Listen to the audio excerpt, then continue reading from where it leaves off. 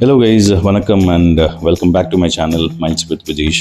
So இன்றைக்கி நம்ம பார்க்க போகிற கண்டென்ட் வந்து பார்த்திங்கன்னா ஒரு மோட்டார் சைக்கிள் ரிவ்யூ. இது ரிவ்யூன்னு சொல்கிறத விட இந்த பைக்கை பற்றி கொஞ்சம் பேசலாம் அப்படின்னு நினச்சேன். இது வந்து என்னோடய காலேஜ் டேஸ்லேருந்து என்னோடய ட்ரீம் பைக்காக இருந்தது.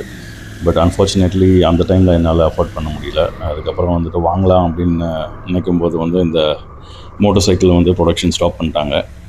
ஸோ ஆல்மோஸ்ட் ஒரு 25 இயர்ஸ்க்கு அப்புறம் வந்துட்டு என்னோடய ஃப்ரெண்ட் கிட்டே வந்துட்டு இந்த பைக் இருக்குது அப்படின்னு சொன்னாங்க. ஸோ அதனால் வந்து அந்த எக்ஸைட்மெண்ட்டில் வந்துட்டு வீட்டிலேருந்து கிளம்பிட்டேன். ஸோ இந்த பைக் பார்த்தீங்கன்னா வந்து இன்கேஸ் நீங்கள் ஒரு 80s or 90s கிட்ஸாக இருந்தீங்கன்னா வந்து கண்டிப்பாக உங்களோட ட்ரீம் பைக்காகவும் இருக்கலாம்னு நினைக்கிறேன். So it's none other than the Yamaha RX100, one of the undisputed king of the Indian roads in the 90s சொல்லுவாங்க. இந்த மோட்டர் சைக்கிளை ரிவ்யூ பண்ணுறதுக்கு முன்னாடி ஒரு சின்ன ஹிஸ்ட்ரி பார்க்கலாம் வாங்க. ஸோ 1980s காலகட்டத்தில் வந்துட்டு இந்தியன் ரோட்ஸில் அவ்வளோவா பெரிய பெர்ஃபார்மன்ஸ் மோட்டர் பைக்ஸ் எதுவுமே இல்லாத டைமில் தான் வந்துட்டு Yamaha 1983 வந்துட்டு ஒரு RD350 அப்படின்ற ஒரு 350cc 2-stroke மோட்டர் பைக்கை வந்து இன்ட்ரோடியூஸ் பண்ணியிருந்தாங்க. இது பவர்ஃபுல்லாக மோட்டர் சைக்கிளாக இருந்தாலும் வந்துட்டு இதனுடைய ஃபியூல் எஃபிஷியன்சி ரொம்ப கம்மியாக இருந்தது. அதே மாதிரி வந்துட்டு மெயின்டெனன்ஸ் காஸ்ட்டும் ரொம்ப ஜாஸ்தியாக இருந்ததுனால வந்துட்டு இந்தியன் மார்க்கெட்ஸில் வந்துட்டு அவ்வளோ ஹீட் ஆகலை. அதே டைமில் தான் வந்து சுசுகி AX100 அப்படின்ற ஒரு 100cc 2-stroke மோட்டர் சைக்கிளை வந்து ஃபஸ்ட் டைம் இன்ட்ரோடியூஸ் பண்ணியிருந்தாங்க இந்தியாவில். அதுக்கு கம்பீட் பண்ணுறதுக்கு Yamaha இறக்குன வண்டி தான் வந்துட்டு RX100. இந்த பைக் இந்தியாவில் வந்துட்டு 1985 வந்துட்டு லான்ச் பண்ணாங்க.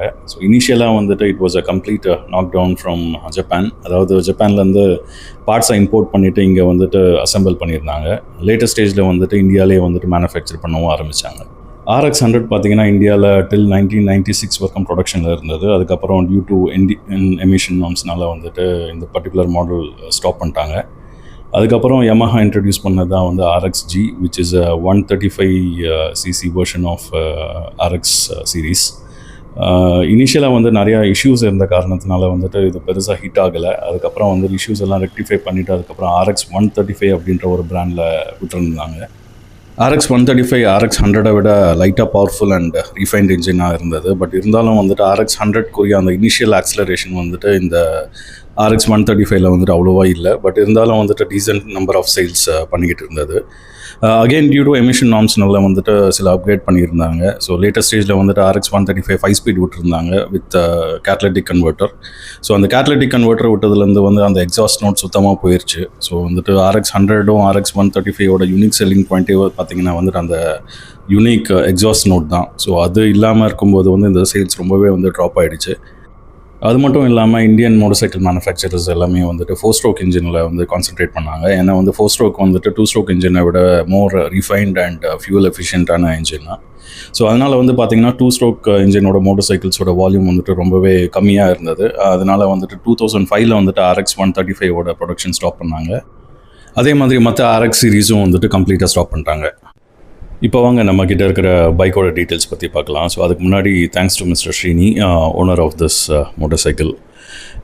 நம்மக்கிட்ட இருக்கிற மாடல் பார்த்திங்கன்னா வந்து இது ஒரு RX100 1991 model with G2 cylinder kit. So G2ன்றது என்னென்னு பார்த்தீங்கன்னா வந்துட்டு இந்தியாவில் மேனுஃபேக்சர் பண்ண சீரீஸு. ஸோ இனிஷியலாக வந்து 1985 வந்துட்டு அவங்க இம்போர்ட் பண்ணும்போது அதனுடைய கிட் பார்த்திங்கன்னா வந்து Y1 Y2 அப்படின்ற மாதிரி இருக்கும். ஸோ அது வந்துட்டு made in Japan and it is imported from Japan.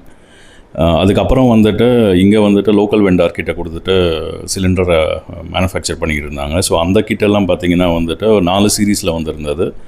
G1, G2, G3 and G4. இந்த சீரீஸ் எல்லாமே பார்த்திங்கன்னா வந்துட்டு ஆல்மோஸ்ட் 87 96 மேனுஃபேக்சர் பண்ண மோட்டர் சைக்கிளில் இருந்த கிட்டோட சீரீஸு. ஸோ நீங்கள் செகண்ட் ஹேண்ட் மார்க்கெட்டில் வந்துட்டு பைக் வாங்கும்போது வந்துட்டு இது கேர்ஃபுல்லாக செக் பண்ணுங்கள். ஏன்னா பிகாஸ் வந்து சம்டைம்ஸ் அவங்க இது வந்து ஜாப்பனீஸ் மாடல் அப்படின்னு சொல்லுவாங்க. பட் ஜாப்பனீஸ் மாடல்னு பார்த்திங்கன்னா வந்து அந்த கிட்டு வந்துட்டு Y1 இல்லை Y2 சீரீஸ் மட்டும்தான் இருக்கும். மற்ற சீரீஸ் இருந்தால் வந்துட்டு அது வந்து இந்தியன் மேடு. இன்னொரு visible difference between RX100 and RX135 பார்த்திங்கன்னா வந்துட்டு அதனுடைய கியூபிக் கெப்பாசிட்டி மென்ஷன் பண்ணியிருப்பாங்க. ஸோ RX100 பார்த்திங்கன்னா 98.2cc இருக்கும். இதுவே வந்து RX135 வந்துட்டு 132cc மென்ஷன் பண்ணியிருப்பாங்க. அதே மாதிரி RX100 வந்துட்டு சோக் வந்து கார்பரேட்டரில் இருக்கும். RX135 வந்துட்டு மேலே ஹேண்டில் பாரில் ஸ்விட்சில் கொடுத்துருப்பாங்க. எக்ஸாஸ்ட் நோட்லேயும் வந்துட்டு நீங்கள் டிஃப்ரென்ஷியேட் பண்ண முடியும் between RX100 and RX135. RX100 exhaust note பார்த்திங்கன்னா கொஞ்சம் மெட்டாலிக் ரிங் சவுண்டோட ஒரு ஷார்ப்பர் அண்ட் ரா சவுண்டாக இருக்கும். இதுவே வந்துட்டு RX135 வந்துட்டு இதை விட கொஞ்சம் ரீஃபைண்டாக ஸ்மூத்தரான பேசி சவுண்டோட கொடுத்துருப்பாங்க. அதுக்கப்புறம் லேட்டஸ்ட் ஸ்டேஜில் வந்த கேட்டலிட்டிக் கன்வெர்ட்டரில் பார்த்திங்கன்னா வந்துட்டு அதனுடைய சவுண்டே வந்து என்டையராக டிஃப்ரெண்ட்டாக இருக்கும். இப்போ இந்த மோட்டர் சைக்கிளோட ஸ்பெசிஃபிகேஷனை பற்றி பார்க்கலாம் வாங்க. இது ஒரு 98.2 cc 2-stroke இன்ஜின். பவர் வந்துட்டு maximum 11.2 bhp and torque 10.39 Nm at 7500 rpm. இதனுடைய ட்ரை வெயிட்னு பார்த்திங்கன்னா ஆல்மோஸ்ட் 95 kg. ஸோ அதுதான் இந்த மோட்டர் சைக்கிளோட அட்வான்டேஜ் அண்ட் டிஸ்அட்வான்டேஜ். அட்வான்டேஜ்னு பார்த்திங்கன்னா இது ஒரு லைட் வெயிட் மோட்டர் சைக்கிள், அதனால் சிட்டியில் ஈஸியாக கம்யூட் பண்ண முடியும். பட் ஹைவேயில் வந்துட்டு இது ஒரு ஸ்டெபிலிட்டி அவ்வளோவா கொடுக்காது, அதனால் அன்கம்ஃபர்டபுளாக இருக்கும் நீங்கள் லாங் ரைட் போகும்போது. இதோட டிரான்ஸ்மிஷன் பார்த்தீங்கன்னா it came with 4-speed gear box with multiplate clutch and top speed 100 km/h. And fuel capacity பார்த்தீங்கன்னா 10.5 liters which gave ஆவரேஜ் மைலேஜாக பார்த்தீங்கன்னா ஒரு 35 ஒரு 40 km/l கொடுத்துருந்தது. இதோட ஃப்ரண்ட் சஸ்பென்ஷன் டெலஸ்கோபிக் ஃபோர்க்கு, ரியரில் வந்துட்டு ஸ்ப்ரிங் ஆர்ம் சஸ்பென்ஷன். பிரேக் பார்த்தீங்கன்னா போத் ஃப்ரண்ட் அண்ட் ரியரில் வந்துட்டு drum break தான் வந்துருந்தது. டயர் சைஸ் பார்த்தீங்கன்னா 18-inch ப்ரொஃபைலில் அண்ட் சீட் ஹைட் வந்து 765 mm தான். ஸோ அதனால் நீங்கள் நார்மல் ஆன ஹைட் பர்சன் இருந்தாலே வந்துட்டு இந்த வண்டியை கம்ஃபர்டபுளாக வந்துட்டு ரைட் பண்ண முடியும். இந்த பைக் லான்ச் பண்ணும்போது என்னுடைய ப்ரைஸ் பார்த்தீங்கன்னா less than 20,000 rupees, ஆல்மோஸ்ட் 19,700 rupeesல இருந்தது. பட் அந்த டைமில் இந்த ப்ரைஸ் வந்து ரொம்பவே காஸ்ட்லி தான் ஃபார் 2-stroke இன்ஜின் 100 cc செக்மெண்ட்டில். இன்றைக்கி இந்த பைக்கை வந்துட்டு நீங்கள் செகண்ட் ஹேண்ட் மார்க்கெட்டில் வாங்கணுன்னா அட்லீஸ்ட் ஒரு 1 lakh இல்லாமல் வந்துட்டு இந்த பைக்கை வாங்க முடியாது ஃபார் வெல் மெயின்டைன்டு பைக்கு. அதே மாதிரி வந்து நீங்கள் செகண்ட் ஹேண்ட் மார்க்கெட்டில் வாங்கும்போது வந்துட்டு நிறையா ஸ்கேம் நடக்குது. ஸோ நீங்கள் வந்து ப்ராப்பரான பேப்பர்ஸ் எல்லாமே இருக்கான்னு பாருங்கள். நீங்கள் ஃபஸ்ட்டு செக் பண்ண வேண்டியது வந்துட்டு engine number and frame number வந்து மேட்ச் ஆகுதா பாருங்கள். ஏன்னா நிறைய பேர் வந்துட்டு இன்ஜினை டோட்டலாகவே மாற்றிடுறாங்க, அதை வந்துட்டு வேறு ஒரு ஷேசியில் போட்டுட்டு விற்க ஆரம்பிக்கிறாங்க.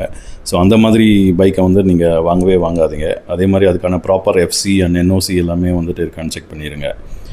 அதே மாதிரி இன்னொரு ஸ்கேம் என்னென்னா வந்துட்டு ஜாப்பனீஸ் மாடல் அப்படின்னு சொல்லிட்டு நிறையா சேல் பண்ணுவாங்க. பட் வந்துட்டு ஒரிஜினல் ஜாப்பனீஸ் இம்போர்ட்டட் மாடல் வந்துட்டு 1985, 86, பார்ட்லி 87 வந்த மோட்டர் சைக்கிள் மட்டும்தான் வந்துட்டு ஜாப்பனீஸ் மாடல். அண்ட் அதனுடைய சிலிண்டர் கிட்டில் பார்த்தீங்கன்னா Y1 சீரீஸ் இல்லைனா Y2 சீரீஸ் அப்படின்னு இருக்கும். மற்றபடி G1, G2, G3, G4 எல்லாமே வந்துட்டு இந்தியன் மேட் தான். இப்போ இந்த பைக்கை வந்துட்டு செகண்ட் ஹேண்ட் மார்க்கெட்டில் ஆல்மோஸ்ட் 1 lakh கொடுத்துட்டு வாங்கலாமா வேண்டாமா, அது வர்த்தா அப்படின்னு கேட்டிங்கன்னா வந்துட்டு இட் டிபெண்ட்ஸ் ஆன் யூ. நீங்கள் வந்துட்டு உண்மையிலேயே இந்த பைக்குக்கு ஒரு பேஷனேட்டான ஆள், பழைய பைக்கை வந்துட்டு கலெக்ட் பண்ணுற ஆளாக இருந்துச்சு, உங்களால் மெயின்டைன் பண்ண முடியும்னா கண்டிப்பாக நீங்கள் வாங்கலாம். ஆர் இன்கேஸ் வந்து உங்கள்கிட்ட வந்துட்டு வேறு பைக்கே கிடையாது, இதுதான் நீங்கள் வந்து ப்ரைமரி பைக்காக வாங்க போகிறீங்கன்னா வந்துட்டு என்னோடய அட்வைஸ் வந்துட்டு இது வாங்காதீங்க. ஏன்னா பிகாஸ் இது வந்து ஒரு பழைய மாடல் 2-stroke இன்ஜின். இப்போ வரது எல்லாமே 4-stroke இன்ஜின் தான். ஏன்னா 2-stroke வந்துட்டு 4-stroke இன்ஜினை விட நிறையா மெயின்டெனன்ஸ் தேவைப்படும். அடிக்கடி பார்ட்ஸ் ஏதாவது டேமேஜ் ஆகலாம், அந்த பார்ட்ஸை சோர்ஸ் பண்ணுறதுக்கு கொஞ்சம் டைம் எடுக்கலாம். ஸோ வந்துட்டு டெய்லி கம்யூட் பண்ணாமையும் இருக்கலாம். ஆர் வந்துட்டு நீங்கள் வந்துட்டு சிட்டி ரைட் மட்டும் இல்லாமல் நீங்கள் வந்துட்டு ஒரு லாங் ரைட் போனோம்னா இந்த பைக் கண்டிப்பாக கம்ஃபர்டபுளாகவே இருக்காது. So it depends on you. Like உங்களுக்கு வந்துட்டு சிட்டியில் மட்டும்தான் ஓட்ட போகிறேன், இல்லை வந்து வீக்கெண்டில் மட்டும்தான் எப்போயாவது எடுத்துகிட்டு சும்மா லோக்கலில் ஓட்ட போகிறேன்னா கண்டிப்பாக உங்களால் மெயின்டைன் பண்ண முடியும்னா கண்டிப்பாக இந்த பைக்கை வாங்கலாம். ஏன்னா இது வந்து ஒரு எமோஷன், அது நீங்கள் இந்த பைக்கை ஓட்டி பார்த்தா தான் ஃபீல் பண்ண முடியும். ஓகே கைஸ், நீங்கள் எந்த மோட்டர் சைக்கிளை வந்து ரைட் பண்ணுறதா இருந்தாலும் ரோட்டில் சேஃபாக ஓட்டுங்க, கண்டிப்பாக ஹெல்மெட்டை போடுங்க. ஸோ இன்கேஸ் வந்துட்டு இந்த வீடியோ பிடிச்சிருந்தால் நம்ம சேனலை சப்ஸ்கிரைப் பண்ணுங்கள், லைக் பண்ணுங்கள், ஷேர் பண்ணுங்கள். மீண்டும் அடுத்த வீடியோவில் சந்திக்கும் வரை நன்றி, வணக்கம்.